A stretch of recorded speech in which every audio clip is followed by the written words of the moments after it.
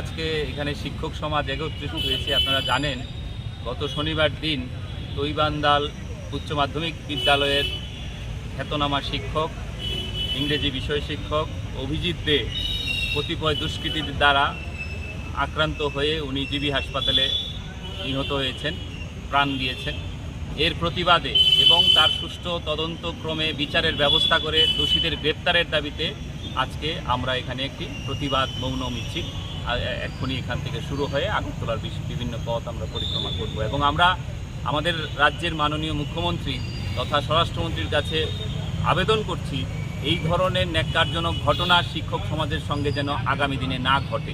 আমরা অনুরোধ করছি ওনার কাছে শিক্ষকদের নিরাপত্তা বিধানে সরকার যেন সচেষ্ট হন। একটা ছোট্ট ঘটনাকে কেন্দ্র করে ওনার প্রাণ দিতে হলো, এই নির্মম ঘটনার প্রতিবাদ জানাতেই হয় এবং আমরা সুশীল সমাজ, শিক্ষক সমাজ জাতির মেরুদণ্ড বলে আমরা পরিচয় দিই। সুতরাং আমরা আজকে রাস্তায় এর প্রতিবাদ চাই, আমরা এর বিচার চাই। পুরা টেট টিচার ওয়েলফেয়ার অ্যাসোসিয়েশনের রাজ্য সম্পাদক অজয় পাল সহ এখানে